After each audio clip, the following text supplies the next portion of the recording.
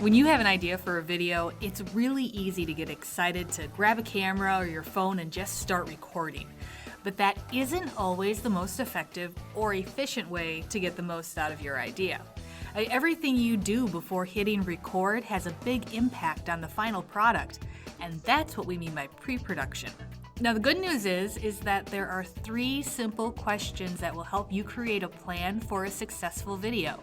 And that's what we're going to be talking about today. Welcome to Close Up, decoding video production for your business.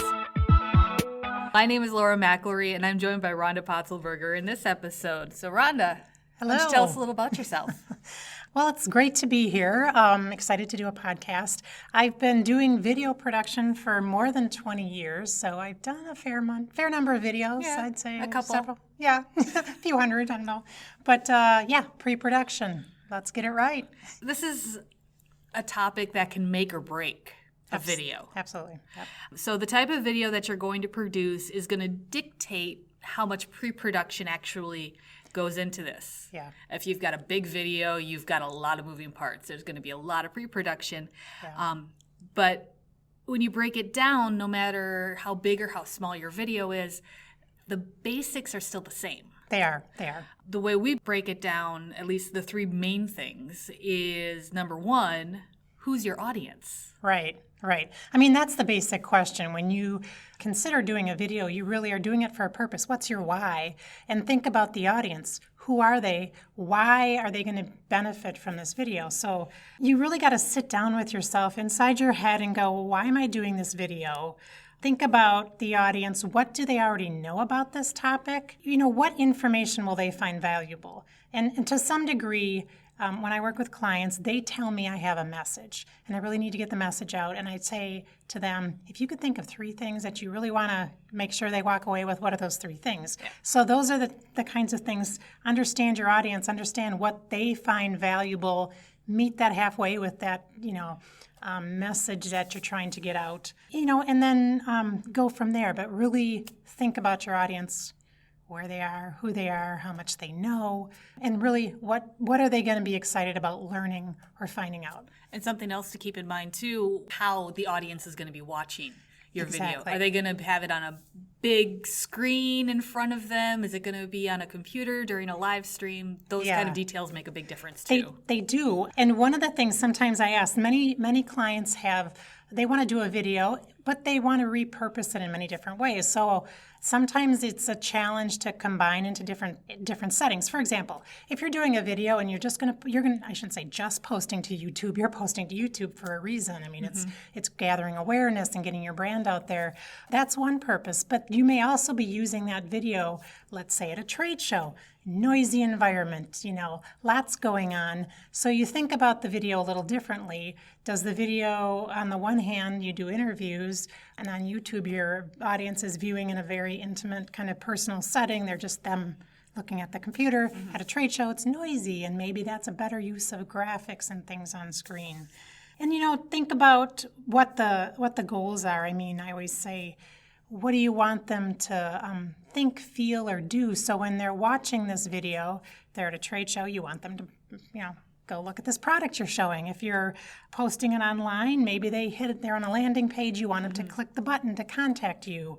If it's a sizzle reel, as I call it, or sizzle video, and you're at a big event and there's a large audience and you want to knock them off their chairs in that first 5 minutes and get them excited about being in this big live event situation, that's a different kind of video. So they each have a purpose, and they really have different goals that you need to think about and plan for. Yeah, that's the second question that you need to ask yourself is, what is the objective or what is the goal with this video? And make sure that you are at least telling or letting the audience know what they should be doing next after they see your video. Exactly. I mean, some, and many communications and marketing professionals have goals such as awareness, or they have a product launch and a marketing, tool that they want to get out. They have that sizzle video that I talked about. So combining that with knowing what the audience has as far as an expectation, what the message is, you kind of sit down and collaborate on ideas and brainstorm, here's how I want to use it initially, here's how I want to use use it later. There's so many things you can do. So video sometimes is not just a one and done. If you sit down and think of primary purpose, secondary purpose, you'll get a lot of mileage out of it. And then once you've got those two big things figured out, you need to start thinking about production day. Yeah. And you need to be able to think ahead so that you can get the most out of that day. Exactly. And that's where the planning comes in. You'll do some scripting, some storyboarding, and this could be a fairly quick thing if it's a very quick video, very authentic kind of feel. Let's say you don't want it overproduced and you want it to look very authentic. You'll have ideas and maybe they'll flow organically. I'm working on a project right now, which is a 2-day shoot, and it's scripted. And there are very specific things that need to happen on certain days. We have variables. We want to get a sunrise shot. We got to know when the sun comes up. We've got to have the equipment in place for that shot. I've got to scout that location. So there's things that happen during pre-production depending on whether it's a quick video that you want to do, a product video. It has like a social media purpose compared with a product launch or something like that where you're really kind of scheduling every single shot and thinking very carefully of how to do that in a logical fashion and also get the shot, the look that you're looking for. And the cameras and all the gear and what is a film-like look. So there's just so many questions to sit down with the client and talk about. Here's another question I have. Would it be beneficial to have a need-to-have list and a nice-to-have list? It is. And, sometimes we do go through that, and that happens a lot in scripting. You want as tight a script as you can. I mean, people watch videos for a number of reasons, and if it's a how-to video, they'll hang in there for 10 minutes. If it's an awareness sizzle kind of video or manifesto, as I call it, a brand video coming out, 1 to 2 minutes. So if it's a tightly scripted video, you kind of want to know what parts of the script, can we peel that away? Can we do something different there? How do we kind of make this really efficient? You just want to make your pre-production schedule, or I call it a production book. You want to line it up and schedule as efficiently as possible because video is an investment and you want to use the client's very precious resources as efficiently as possible. And something one of the other producers that we had on earlier talked about also having a plan in place so that if there is time for extras, you can grab extras on that dime. Exactly.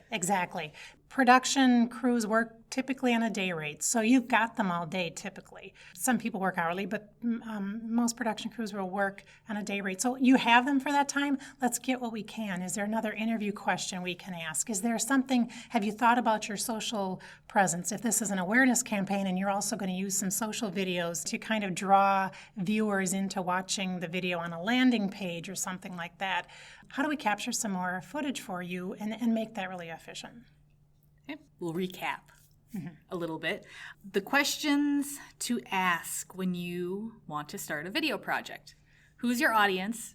Which in a lot of cases just means gender and age, but here means so much more. Exactly. Yep. What do you want to achieve? What's the objective of the video? What do you want people to do? And how do you get the most out of your production time? Exactly.